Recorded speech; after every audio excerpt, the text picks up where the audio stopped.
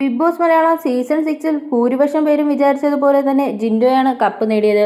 തുടക്കത്തിൽ അത്ര സ്വീകാര്യമല്ലായിരുന്നുവെങ്കിൽ പതിയെ പതിയെ ജനങ്ങൾക്കിടയിൽ സ്വാധീനം വളർത്തിയെടുക്കാൻ സാധിച്ചതാണ് ജിൻഡോയ്ക്ക് ഗുണകരമായി മാറിയത്. ജിൻഡോ കപ്പ് നേടിയെങ്കിലും മറുവശത്ത് ജാസ്മിനായിരുന്നു വിജയം അർഹിച്ചതെന്ന വാദം ഉയർന്നു വരുന്നുണ്ട്. ജാസ്മിന് കപ്പ് നൽകണമായിരുന്നു എന്ന് പറയുന്നത് കേവലം ബിഗ് ബോസ് ആരാധകർ എന്നതിനപ്പുറം പ്രമുഖരായ മുൻ ബിഗ് ബോസ് താരങ്ങൾ വരെയുണ്ട്.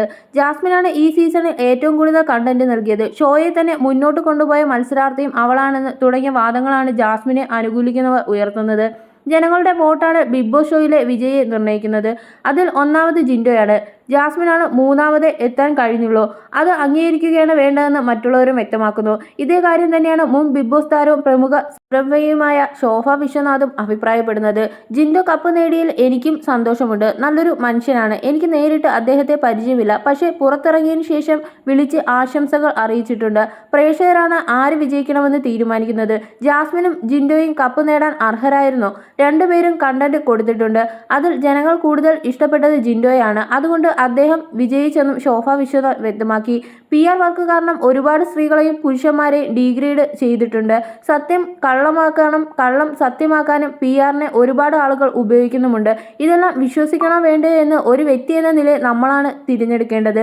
ഞാനാണ് ജാൻമണിയെ ഷോയിലേക്ക് കൊണ്ടുവന്നതെന്ന് കേട്ടു. സത്യത്തിൽ ഞാനൊരു വലിയ ലിസ്റ്റാണ് കൊടുത്തിരുന്നത്. ഞാൻ ഇറങ്ങിയപ്പോൾ മുതൽ തന്നെ ജാൻമണി കയറണമെന്ന ആഗ്രഹം പറഞ്ഞിരുന്നു.